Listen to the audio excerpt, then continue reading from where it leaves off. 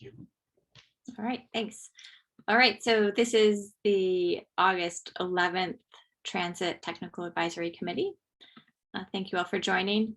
I did get a request to move some things around in the agenda a little bit because no one from Santa Rosa City Bus could be here until about 10:30. So and they would like to hear item number 4, the transportation funding opportunities item. So I would like to move item 4 until after transit operator updates. If that's all right. Actually, we should probably put it after transit fares because those tend to bleed together. So if we could move item 4 until after item 7, that's okay with everyone. We'll do it in that order. So let's go ahead and get started with introductions. I'll call out agencies, and then if folks could introduce themselves, that would be great. Let's go ahead and start with SCTA. I'm Dana Trey. Chris Barney. Yep. Sorry, Suzanne Suzanne. Smith. Chris Barney. Nichols. All right. And Marin Transit. Morning, Robert Betts, Marin Transit. Smart. Hi, Emily Betts from Smart. And Chris Bearden. And Golden Gate Transit. David Davenport, Golden Gate Transit. And Jacob Brown's also here from Finance. And Caltrans District 4. Just me, Orlando Ramirez. And Transportation Land Use Coalition. I see Steve Bertelbaugh is on, but not at his computer right now. All right, the next item is approval of the meeting notes from July 14th. Does anyone have any comments or corrections on the meeting notes? Question, Dana. Do we have a quorum call for this? I'm just counting 4 agency. Wait, am I counting right? 3 agencies, so I don't think we do. If we have a quorum by the end of the meeting, let's bring this item back. Okay. Yeah. And otherwise we'll table it for the next meeting. All right, then the next item is transit mapping and GTFS data updates. And I will turn this over to Chris to talk about what he's working on, and he may have some requests for data. Great, thanks, Dana. Let me go ahead and share my screen here.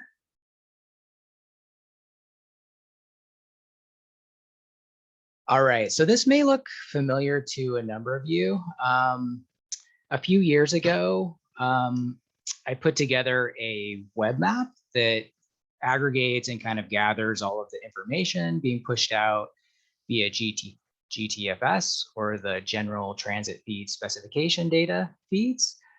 Just so all of you at the transit agencies and also local planning agencies could have all of this information all in one spot to look at quickly in a combined application.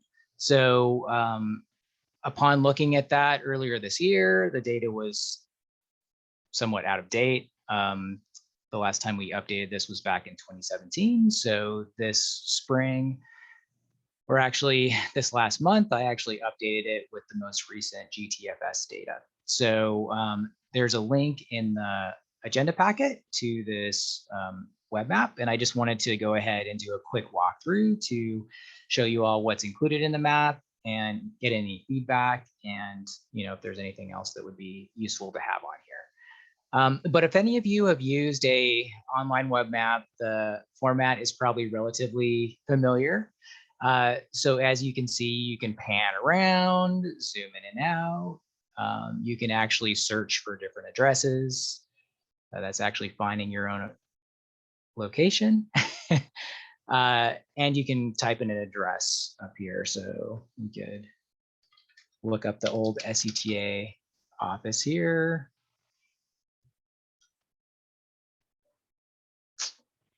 Having typing issues for some reason here. And it'll locate it on the map and zoom to it. So there's kind of basic mapping functionality available here. But probably the things that are most interesting to you are the transit stop information and the bus route information. So as you can see on the map, all of these orange dots are showing the location of bus stops according to the recent GTFS data. And you can see they're characterized by different sizes. And this is indicating the number of arrivals per hour at each of those stops. So you can see this Santa Rosa Transit Mall is showing up very large. Some of these other stops are showing up a lot smaller because there are fewer arrivals per hour. So if we click on one of those stops, there's some additional data attached to that as well that could be useful. There's a stop name, which is usually an approximate location, number of trips or arrivals per day, and then the number of trips per hour arriving at there, along with the transit service or system associated with that individual stop. I've also included bus routes and the Smart Line on the map as well. So they're actually symbolized by a transit system. But if you click on one of the transit routes, you'll get some more information. So we're in Santa Rosa right now, so we can click on one of these bus routes. You can get the route number along with a name, whether or not it's bus or rail. If we clicked on Smart, it would be rail, and then the transit provider. So just a application you can use to kind of see all of the transit service and stops at a glance based on those GTFS feeds. And then there are a few additional things that we've been able to use GIS analysis tools to create. One is a transit service density layer. So this is basically looking at the arrivals per hour. So just looking at the intensity of service in different areas. So if you zoom in, you can see there's definitely, a lot of service around the transit mall. And this is a heat map. So the darker areas are showing higher levels of service for transit. And yeah, so most of it's in the Santa Rosa corridor, but you can, if you're wanting to look at this in different areas, you can go in and play with some of the symbolization levels. So if you need any help with that, if you're wanting to look at a similar type of map in Rohnert Park, the symbols would just need to be changed a little bit, so it would show up a little bit differently there. We also estimated paratransit areas as well, so those are included as layers. But yeah, I just wanted to provide an overview of what this tool is, that it's out there, and get the link out to everyone. There is one thing to note: the GTFS information for everyone was pretty recent from this year. For City Bus, the latest GTFS feed was from 2019. I talked to City Bus about this, and they actually indicated that that probably represents current service better than anything from 2020, and they're working on updating that feed, and we'll roll that in when it's ready, probably later this month or in September. So happy to answer any questions, and just wanted to get the updated link and updated information out to everyone in case you'd like to use it. So that's it for the presentation today. So happy to field any questions or comments at this time.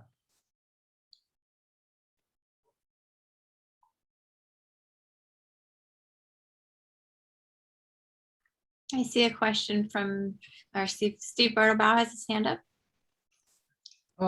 Yeah, I think this is very helpful, Chris. And I wonder if you've been in touch with the people at the county who are working on this scattered housing effort. They're having to deal with arena problems, and they're trying to change the zoning for many properties that are within the urban growth boundary and outside the city limits. so that there can be more available parcels for housing.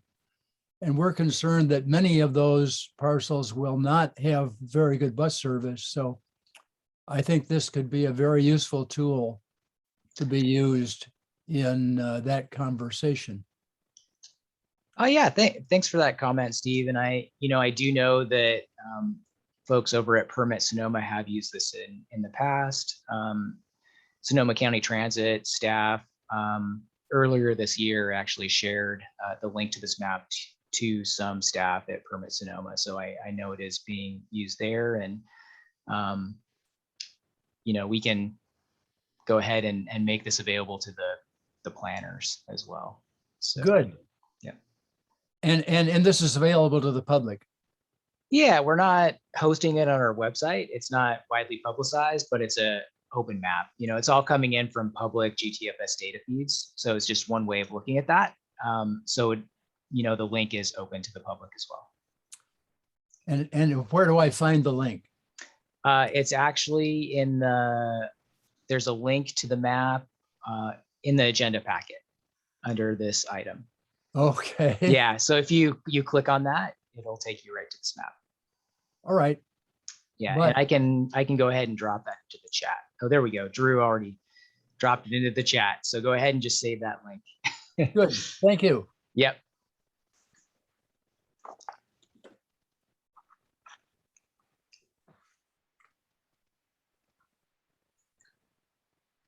All right, are there any other questions for Chris?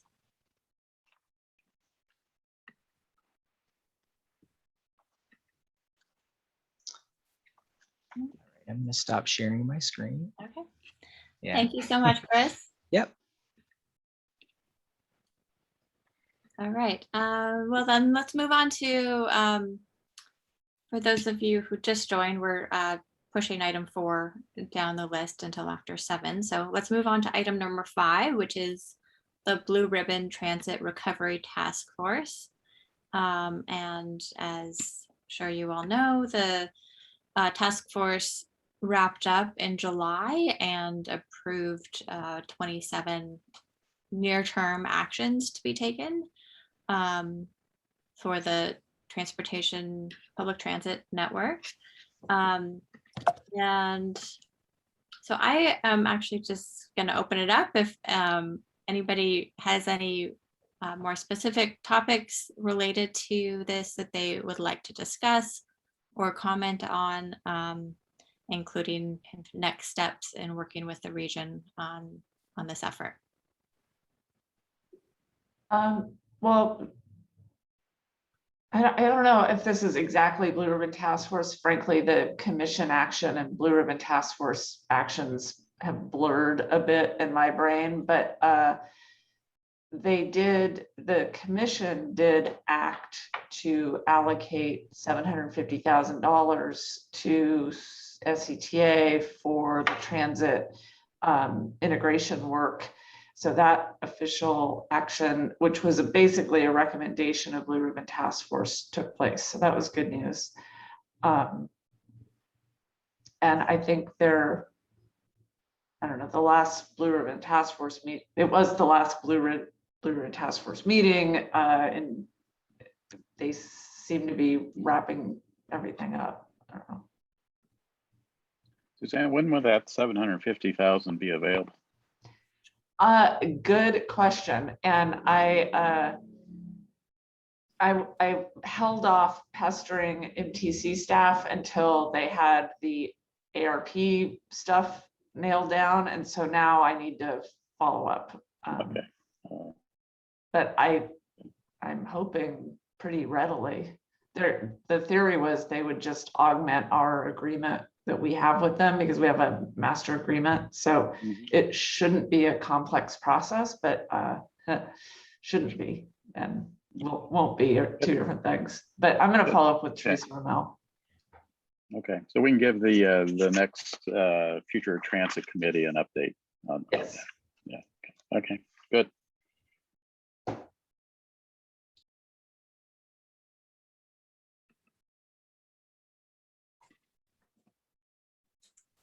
Great, thank you for that.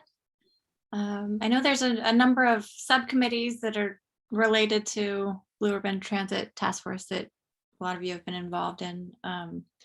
So yeah, if there's something you want to discuss now, that's great. I suggest keeping this as a standing item on the agenda, just as things progress.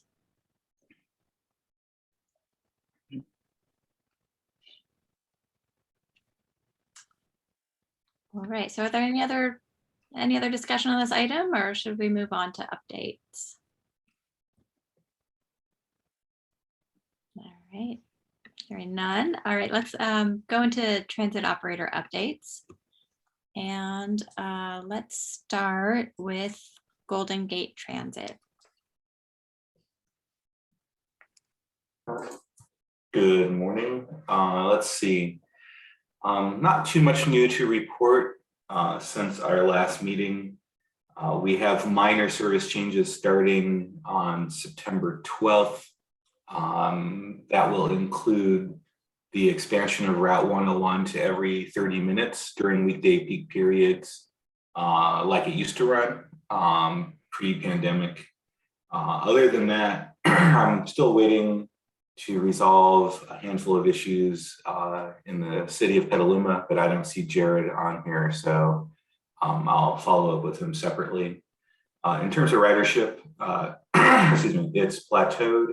I don't know how it is for local operators, but certainly for everybody who runs commute service into San Francisco, there with Delta out there now, any sort of growth we saw over the past, month and a half after the state reopened is kind of topped out. So we're still carrying about 2,900 to 3,000 passengers a day on our bus service. On the ferry side of things, our weekend ferry service is doing better than our weekday ferry service, which really kind of shows that people are out taking more leisure trips, not so much commute trips. I think that's it for main things from us. Just in general, I think I had spoken maybe with Brian and Jared at some point about us expanding service in September, but due to availability of drivers and also kind of a lack of increasing demand, that's probably pushed off until at least December at this point. So we still would like to implement a new commute route in Petaluma, but that's not on the table for September. And that's about it. I don't know if Jacob had anything to add, but No updates from me. All right, thanks, David. Brian, would you like to give an update on Sonoma County Transit? Sure. We introduced revised schedules on most of our routes Sunday and Monday, the 8th and 9th. This was a coordinated schedule change date with us, City Bus and Petaluma Transit. We're up to about 85% of our pre-pandemic level service, and we think that's probably where it's going to be for the next year. We're not seeing, school hasn't started, but we're not seeing a great increase in demand. It's still very stagnant. So we're a little ahead of the game there in terms of service versus demand, but we'll see how it goes. We have 3 electric buses on order, which will be here next April or May, and we're looking to purchase additional 6 by the end of this year. So we're still moving forward with the electric bus program. We're working on chargers in the yard, and we have a lot to figure out with that. So anyway, that's kind of where we're at in the last month for us. Brian, what did you say your ridership was at? We're about 1,200, 1,300 today. And sorry, and that's what percent of pre-pandemic? It's about 35, 40%. Okay. So. And Brian, did you say that the Sonoma operators had come to an agreement on a universal service change date, or was that just kind of a one-time thing for this year? This is the first time we've done it. But now it's the intent that we really follow Golden Gate's schedule change dates. Next one is, I think, the first Sunday in December. And have you identified 3 or 4 dates, or how many times you would make that change per year? Well, we would follow what Golden Gate's done. I mean, we had been doing that, but now City Bus and Petaluma are joining us. But the August change was a little different than Golden Gate because of school starting. So, but we'll resume back in December, and then the next one, I guess, is in March, and then June. So. Okay, so now you moving forward, you're going to align with Golden Gate. Yeah. The only one will be off. Will be August. And will you do that every year in August? Well, that's our plan. Hard to say, but that's our okay. plan. So potentially you'll have 5 signups a year. 4 or 5, yeah. Okay. Yeah. Yeah, on that point, Brian, there's the regional effort to consolidate the sign-up dates, which Golden Gate is supportive of, but obviously that requires approval from the unions and stuff. So those dates are sometime in the middle of August and sometime towards the beginning of January. I can't remember exactly, but I think they're on a Saturday, if I recall. But I guess we'll let you know when there's action on it. But this year we're still with our regular dates. Yeah, well, it's good to hear everyone in the North Bay now, I guess, except Smart, is on a fairly consistent schedule for service changes. So, right.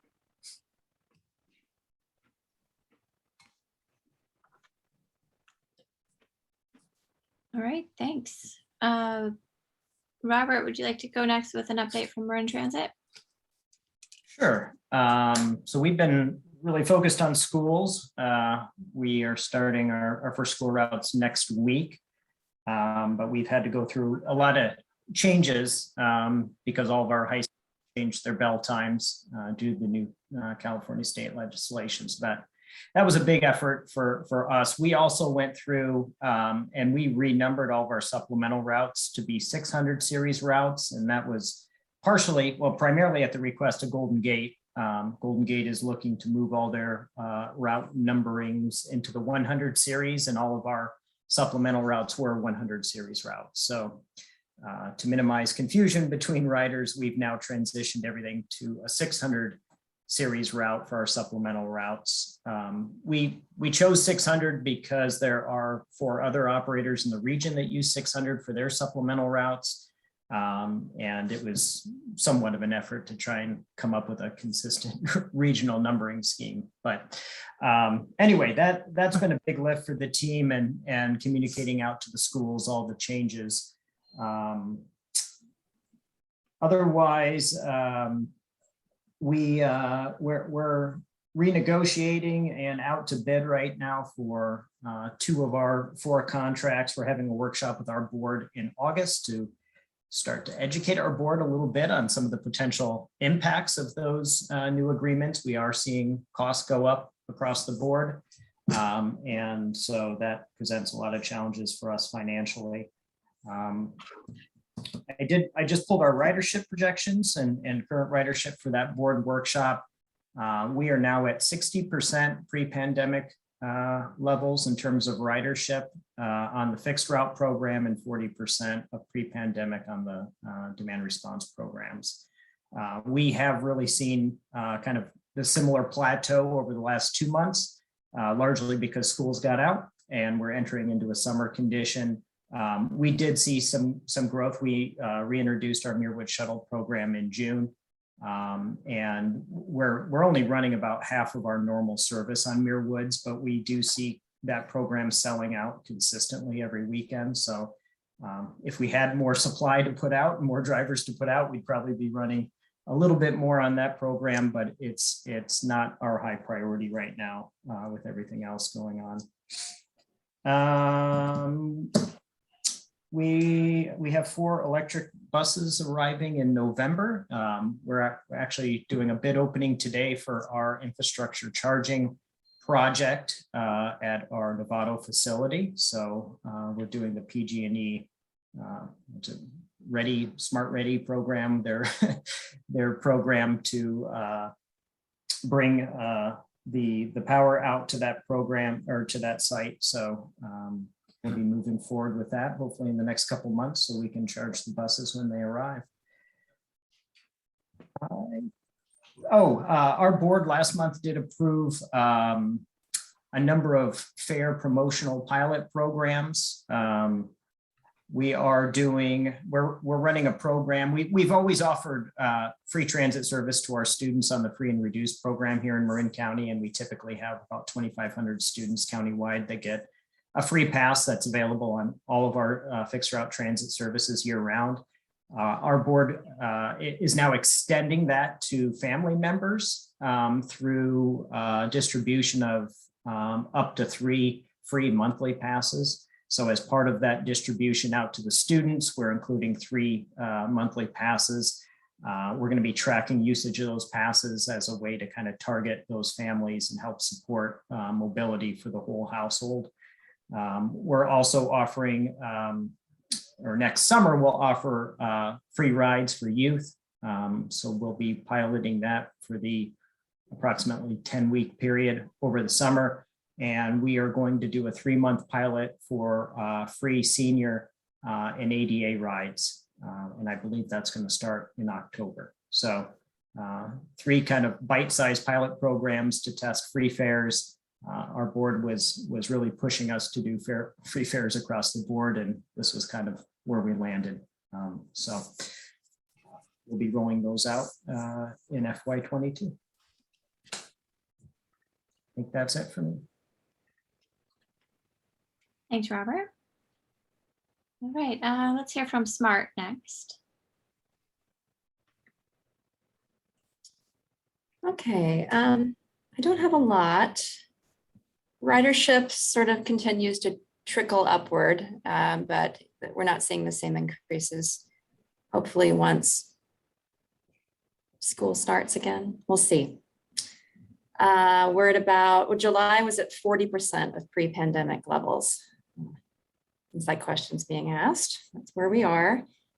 We are working on updating our Title VI plan. Chris has been working on drafting that. We're taking that to our board next month.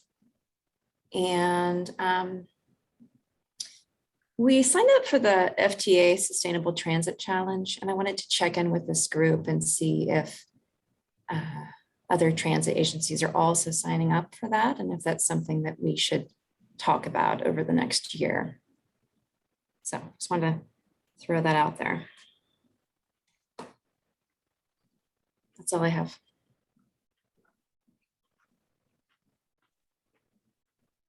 Okay, thanks, Emily. And I see Sean joined. Sean, do you have any updates for Santa Rosa City Bus? Sure. So August 8th, so Sunday, we just had our kind of bigger recovery. So we're now at 85% of our pre-pandemic level. And what that did is we've got now 14 of our 14 routes, 8 of them are now fully restored service for our reduced weekday service. And 2 of them are still suspended with access available to the call ahead service. And so pretty much what it did was it brought the weekend frequencies back and then kind of got the weekdays more aligned with school schedules. So because that all just started on Sunday, I haven't gotten any ridership information on it, but other than a few quirks like with the Vail and 511 and stuff like that, I haven't heard of anything, although I'm not the one that they all talk up to about when something like that happens. So, but I haven't seen any flutters of things going wrong. So it seems like that's going okay. And we had a few people, Rachel and Yuri, out Friday and Monday passing out the new maps and the new timetables to everybody. So that's the service. Electrification, we've gotten a 35% plan for the electrification of our MSC yard. And so we're returning our comments to the contractor for that. the estimated time for the construction will be the end of the calendar year, probably like January of next year, more likely. And then with our Proterra purchase, we are going to our council on in the end of August 31st, to get their approval to lease the batteries. We've already got their approval to purchase 4 buses. Now we're just getting their approval to lease the batteries. So pending any hurdles there, we will then probably be issuing the purchase order to Proterra sometime in September. And I think we're still on a delivery schedule of about June of 2022 for those. So we'll have an infrastructure in place probably in January, and then buses delivered in June. So it's possible that sometime around January through April, we might be asking somebody to bring an electric bus by to make sure we can actually have working chargers. Those are all the updates that I had written down. Thanks, Sean.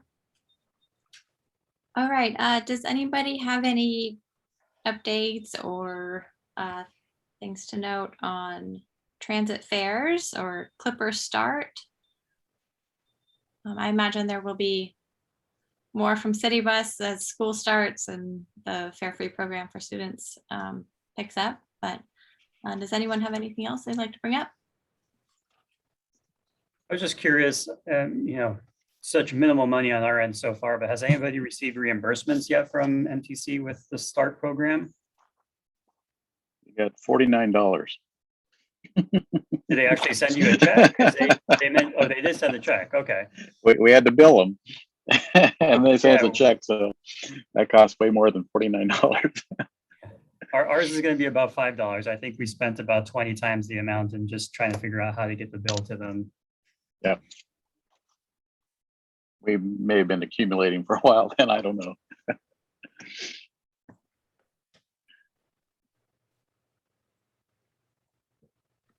All right, well, hopefully that picks up and makes it worth your billing.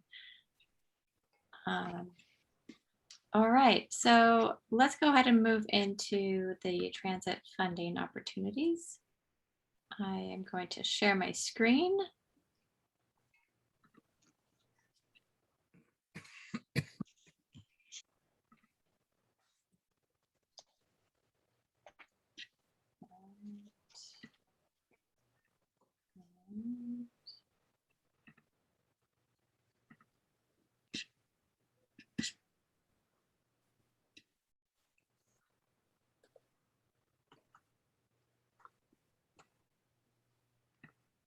Just gonna make this bigger, sorry about that. All right, so this presentation, some of you may have already seen it. It was brought to our board in June and has also gone to the TAC and the CB as an informational item to prepare for some upcoming funding or some large upcoming funding opportunities. So it's an exciting time with some major funding opportunities coming up. And the SCTA board will be acting on a 5-year funding strategy, including over $70 million later this year. And while our needs to meet our goals continue to exceed the funding available, it's important to focus these funds on the highest priorities and be able to leverage outside fund sources as well. So staff has categorized these dozens of fund sources into 3 primary categories, including fund sources that are approved that will be approved by SCTA in FY22 for funding from FY23 through 27, as well as funding sources to be leveraged and possible future fund sources. And then we'll close out with a summary on next steps. What's not listed here are your jurisdictions, local sources, and agencies' local sources of funding, which you all know what those are. So here's a table from the staff report that shows the programs that SCTA will be acting on and how they total over the total of over $70 million was estimated. So starting at the top, OBAG 3 is a recommendation to MTC by SCTA, and then MTC makes the final decision. We do need to be competitive to meet or to exceed our targets for OBAG 3. And the remainder of these are SCTA's decisions as long as they are eligible expenditures that meet the grant requirements and include including matching funds. The STIP has historically gone to the carpool lane on US 101 for the past couple of decades, and which is now fully funded. So this is a strong fund source for work on the state highway system and can be used off the system as well, as long as it is a federally eligible facility. This is also the fund source that will be programmed first, so I'll talk more about that later. The LPP formula is an SB1 program that is a formula fund, funds that go directly to SCTA, and not to be confused with the LPP competitive, which is a statewide competitive program. TDA Article 3 and TFCA are annual programs that the board acts on each May, but it could be good opportunities as matching funds for some larger projects. And then GO-SONOMA revenues shown here are for the move traffic and improve safety, 27% of the measure, as well as the build bikeways and pathways, 12% of the measure. Of course, there are funds dedicated to bus transit as well, which are by formula, so they're not shown in this part of this estimate. The funds are available in FY26 and 27 for the GO-SONOMA Act for the later years of the 5-year funding plan. And the regional mitigation fee is a program developed by Roanoke Park and SCTA to address housing impacts outside the Roanoke Park city limits and eligible projects that span from Pengrove to Cotati.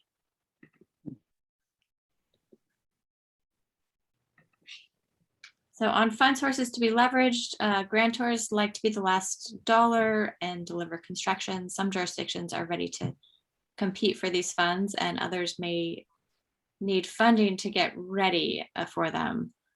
Some programs under SB1 are standalone and others supplement existing programs. Sonoma County successes have included SB1 SCCP for the Marin Sonoma Narrows, and Windsor's recent success on SB1 LPP competitive program for their roundabout. Santa Rosa's recent ATP successes to fund the JC bike and pedestrian overcrossing, and SHOP funding for the Highway 116, 121 roundabout. Once the lawsuit, if it's resolved, Regional Measure 3 programs include the North Bay Transit Access, Bay Trail, Smart to Healdsburg, and State Route 37. Federal grants like RAISE, previously Build, and before that Tiger, will see applications for both Smart and Hearn interchange this cycle.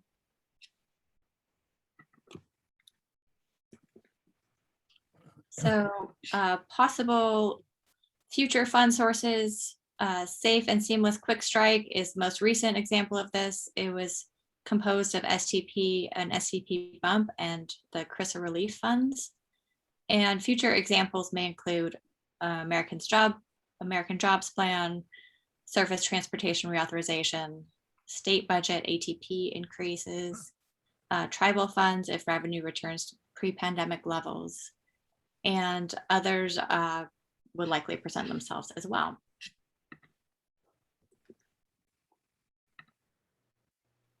So summary of next steps: to confirm priorities through the SCTA committees and balance the need to identify projects versus finding a project to match a grant.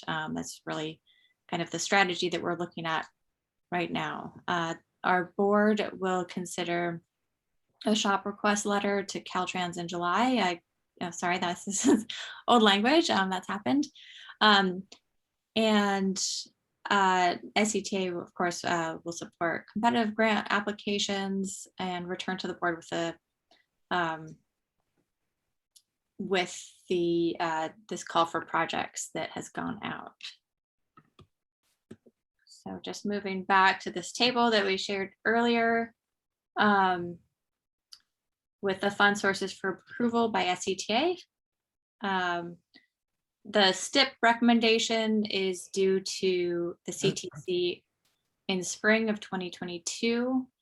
And MTC is, oh, this is old again. I'm sorry. There's some updated information that if I can share our website, if that's helpful, Dana. Yeah, I was gonna put a link into the chat for the call for projects. So right yeah, now. the updated schedule is on there. And we might as well bring that up. But I want to just briefly summarize that each agency can submit up to 5 projects. That is, both a local jurisdiction and a transit agency can each submit up to 5 projects. And this call is advanced from when we last presented to our board because the STIP timing and needs to be taken to councils and boards as soon as possible to identify those priorities. And of course, this is really kind of looking at the big 5-year picture, but if a great project comes up between this call for projects and before OBAG 3, it could be added to list of priorities, but we're trying to get, get the known priorities now. And I also wanted to note that the CRISA funds under STIP could be used for bus purchases. And I'm going to stop sharing and we could bring up the call for projects page. There we go. It looks a little bit weird on my screen, so thank you. Does this work? Okay. Yes. That looks all right. Yes, it does. Thank you. So I put the link in the chat. There's just sort of some introductory stuff similar to what Dana just went through. The table you saw earlier with some updated amounts. Our STIP share went down from what we were projecting. But otherwise it's the same and has some information about sort of schedules that we're aware of. A little bit more information specific to the STIP component. And then the materials you need to submit projects. So there's an application and a nomination sheet. So they're not terribly complex. They shouldn't be terribly time consuming, but we do need project descriptions, some information, specific information about projects, like how they achieve the goals of the CTP and Plan Bay Area.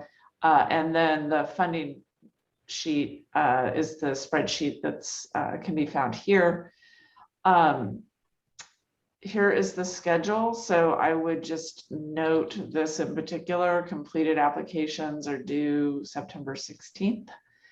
And then lastly, I would point you to these useful links that includes the CTP priority list from jurisdictions. So if you'll recall, when prior to our last tax measure and as part of the call for projects for the CTP, we asked jurisdictions to prioritize some of their projects. So we had sample projects that were of high priority. So we've just included that list here for your reference in case, hopefully, those are still the same projects if you haven't been able to deliver them that we'll see applications for. So I think that's all I would add. Shauna is on vacation this week, but she is managing this effort and could answer questions if you have them, and I'll leave it at that. All right, Steve Rodenbaum. Yes, I understand that on the SR 37 project, there is a meeting in September about the extension of service to Shelville and to Napa Junction, and then ultimately to Suisun City by SMART. And I'm wondering where anything that comes out of that would fit in this chart. And maybe Emily knows something about what's happening on the, I think it's 28th of September. I don't know the meeting to which you are referencing, but SMART is welcome to submit whatever projects are of highest importance to them. They get 5 projects, just like every other operator. So I don't know. I don't know how else to answer that. Okay, the date of it is actually the 24th of September. It's a Friday. And the political problem is that SMART doesn't want to deflect the issue of SMART to Cloverdale by pushing on all of this, but they're very responsive to the statewide efforts to connect the 101 corridor with the Capital Corridor. So this is going to be tricky, but I just like us to keep that in the corner of their eye. I think you're referring to the PEL meeting. Yes. Yeah, we are participating in that. And we are definitely participating in all of the Highway 37 efforts, as Suzanne knows. So yeah, I mean, they're certainly not mutually exclusive. There are perceptions around focusing on one versus the other, but I think that's a longer term problem. So it's definitely on our radar. Well, long-term, when it comes to railroads, I mean, the state railway plan calls for service by 2040, which in railroad terms is pretty soon, I think. So I hope we can begin to grind this into our process. And service from Shelville to Marin could be very useful for a lot of people who are getting caught in the traffic these days on 37. Mm-hmm. Yeah, I mean, it's included in the CMCP plan draft that they just sent out. It's getting a lot of support from the state, so we'll see what happens. Thank you.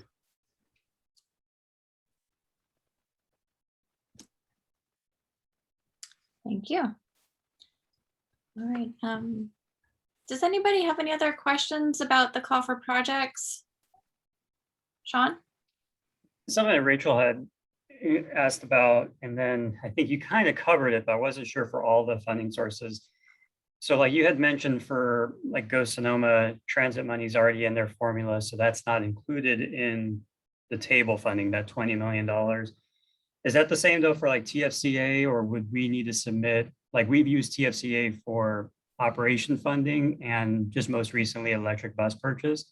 So should we be programming in projects of wanting to use TFCA, or is that not something that Suzanne's about to say something? No, I mean, so I think the short answer to that is you don't need to, apply for the TFCA money that you would normally use now, but we wanted what we were aspiring to with this sort of more global call for projects is the ability to figure out fund sources for the projects that matter most to our jurisdictions, as opposed to jurisdictions trying to fit each project into a different funding source at varying times. We may not be successful in this, but this is the first time where so many, we're sort of the volume of funding programs and the dollar amounts associated with them have come together with STIP, OBAG, and Go Sonoma.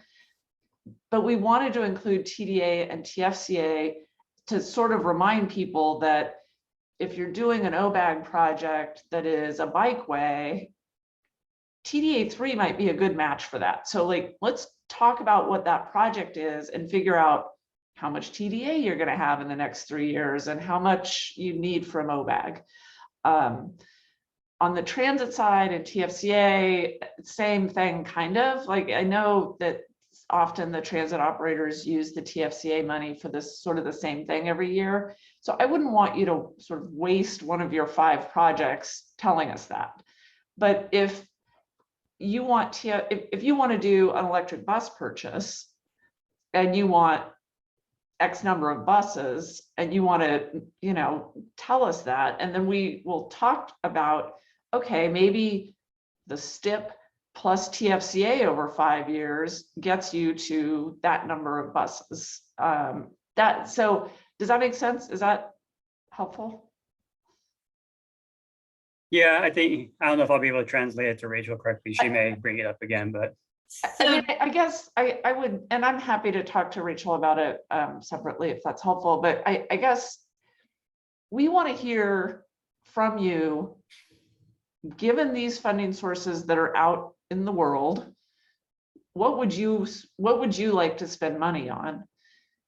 If it's, you know, EV infrastructure, if it's new buses, if it's shelters, you know, technology, what are those things, so that A, we can try and fund them with some of these sources, but also B, we know what they are over the next couple of years. As opportunities present themselves, we can maybe, you know, direct money towards them should opportunities arise. And I'm sure Rachel knows, and I probably kind of missed it, but when you said, you know, 5 projects per entity, but then I heard transit agencies, the City of Santa Rosa 5, and then transit's plus 5? Correct. Okay. Yeah, and just a note on the TSCA, you know, we will still have to do an application process for the next round of funding. You know, we might have the ability to do program more than 1 year at a time. If, you know, we get a list of projects and it seems to make sense to do that and we could fit it within the framework of TSCA. It is something that some other counties do more regularly, and the Air District is working on making a more consistent process for that. So it's a possibility that we could look at as well. So are you looking for for a transit operator, a 10-year, you know, fleet replacement program, electrification? So we have to buy X number of buses over 10 years. We've got 5307, we've got some transit money, but there's a balance. And is that what you're willing to help us find that balance? I think that's a reasonable way to look at it. I mean, so the funding sources that we're talking about go through what, FY27. So it's not quite that 10-year time frame you're talking about, but maybe the first 5 years of what you're talking about. Okay.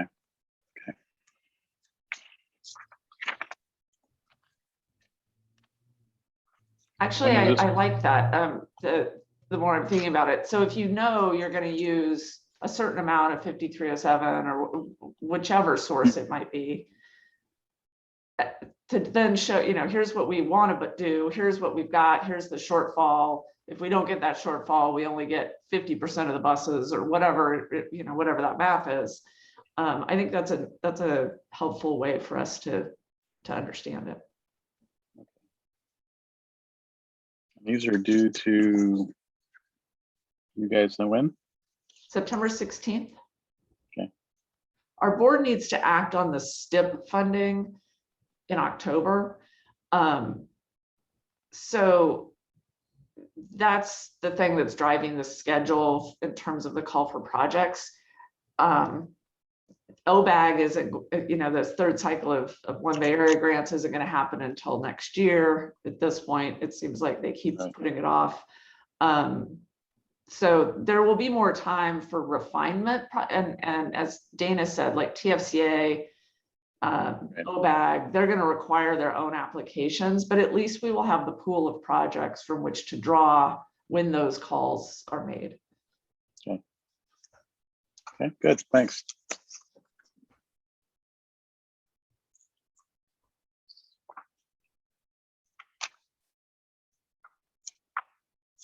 Great. Any other questions on this item? All right, and if any come up, please reach out to Shauna when they do. All right, so the next item is other business comments and announcements. I did want to bring up an item that was brought to the Transit Finance Working Group meeting, but I'm actually going to see if Steve Bertelbaugh has something on this last item first. Your hands up. But you're on mute.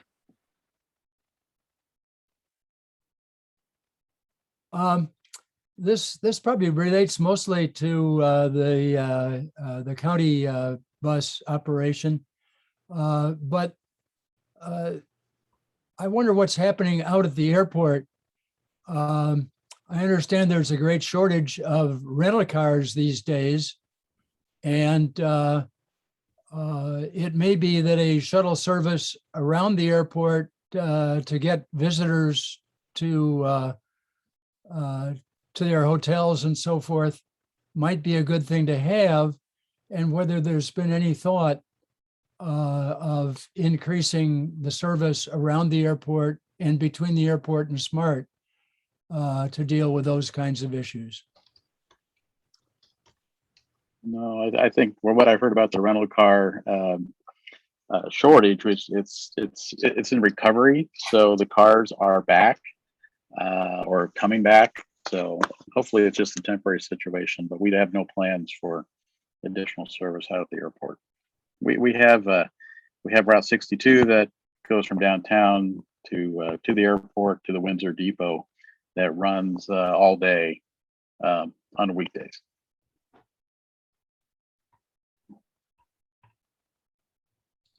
No thought of extending that to weekends? No.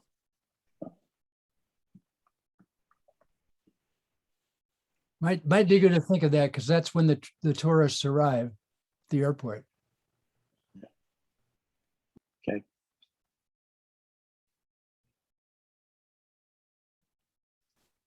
All right, thank you. All right, so I wanted to bring up the short range transit plan item that was brought to the Transit Finance Working Group last week. I wasn't actually at the meeting, but Stephen Smith brought it to my attention. So as you all know, the plans were delayed throughout this last year as so many things were changing throughout the pandemic. But MTC is bringing together, holding a meeting to talk about how the funding for the SRTPs could be most helpful to transit operators in planning for recovery, and kind of how to address the funding and timing for short-range transit plans. There's a meeting scheduled on September 9th, and just wondering where folks are with their, I know some of you have maybe started or completed your SRTPs, others not, but it would be good to hear from everyone of where you are and if you plan to be attending that meeting with MTC on September 9th. Sean? So I know for sure we have not completed ours. I think we were pretty much on the cusp of starting it. Matt Wilcox is going to be spearheading that. And then that's like pretty much when COVID hit. I think the other big thing too is we were waiting for the signed agreement with MTC for the funding. And we hadn't heard, and then COVID hit. So, but I know Matt is going to be on that meeting on the 9th just to see what comes of it. And just an update on us, we're about 90% done with our SRTP. We were going to the board before the end of the year, but it looks like MTC's got a different schedule. So we don't know if we're gonna hold off and wait and see what happens with the meeting in September. But you know, the 2-year cycle, it's like we just keep doing these plans. If we live with them for 5 years or a 10-year, it's a 10-year plan. It seems like we should get 5 years out of it and then amend it accordingly, rather than all these contracts every 2 years with MTC. And there's invariably there's delays. It's kind of a flawed process that I think the value of the plan is more than 2 years. And we could at least get 5 with amendments if necessary. Yeah, I would say for Golden Gate, you know, our requirements are slightly different since we're classified as a large operator, but the 2-year timeline it's not really realistic in practice. And I know the workflow that the SRTP feeds into really only has a requirement for this to be done every 4 years. So, you know, maybe there's some room for making this less burdensome for everyone. You know, but that being said, Golden Gate's having an internal meeting in a couple of weeks to discuss this. And then at that time, I think we'll have an idea really what to expect going into that September 9th meeting. You know, for us, you know, we're right. Our cycle has been delayed by about a year as a result of COVID. And at this point, I would say that we would probably be making stuff up if we were forced to write an SRTP at the moment. So it's not the most useful exercise currently. Whereas we could just wait another year and then have one at a 4-year cycle, and then everything would probably be much better.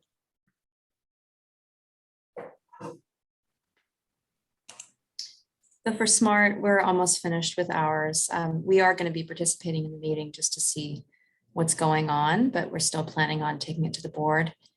It is a weird time to do it, but I think it's been good timing for us with the new CFO and a lot of new other staff coming in. So it's been a good check-in for the agency.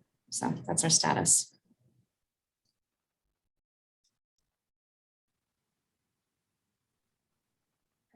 Thank you all. Steve, did you have another question on this? Or is your hand up from earlier? You're on mute. Sorry, no more questions. Okay, thanks. All right, does anybody have any other comments or announcements? Okay.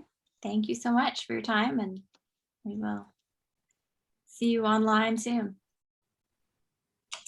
Thanks. Thank you.